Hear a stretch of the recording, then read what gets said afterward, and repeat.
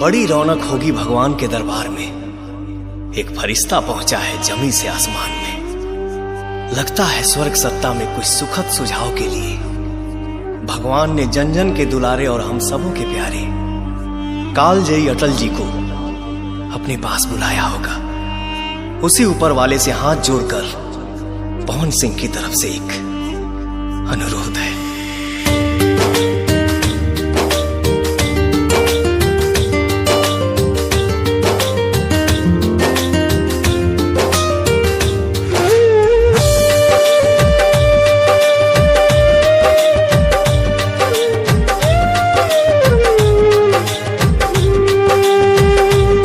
बिन अटल हिंदुस्तान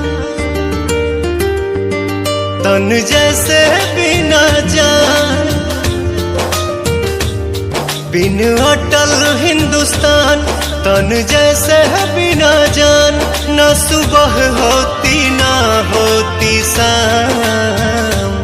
कुछ दिन रख कर अपने धाम में लौटा देना है मेरे राम। कुछ दिन रख कर अपने धाम में लौटा देना है मेरे राम।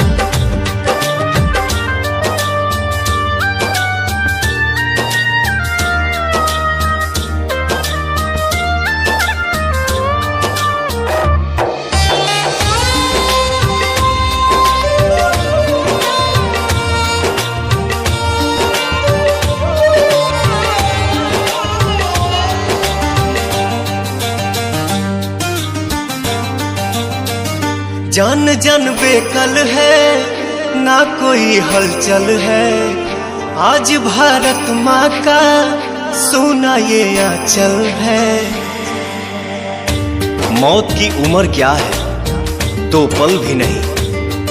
मौत की उम्र क्या है 2 पल भी नहीं। लौट के आऊंगा पूछ से क्यों डरूं। जान जन बेकल है ना कोई हलचल है। आज भारत माँ का सोना ये आंचल है।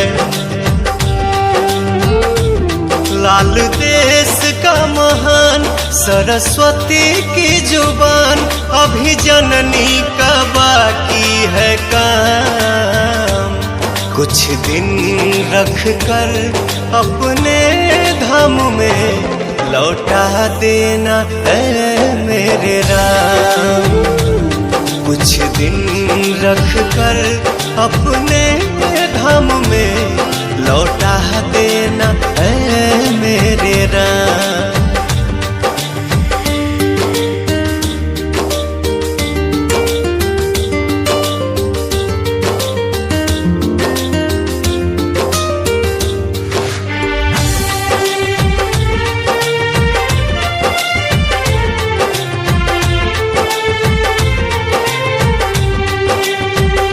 थक कर सोया है लाल मेरा कोमल है। जुबां पे जय हिंद है हाथ में कमल है।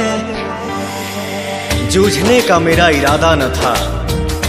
मोड़ पर मिलेंगे इसका वादा न था। रास्ता रोक कर वह खड़ी हो गई।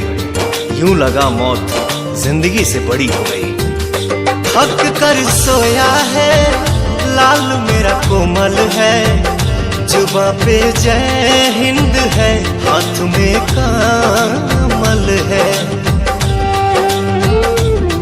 आज चूम के चरण कहे घुंघरू पवन। मन मतलबी भी करता सलाम। कुछ दिन रख कर अपने धाम में लौटा देना है मेरे राम। कुछ दिन रख कर अपने धाम में लौटा देना है मेरे राम।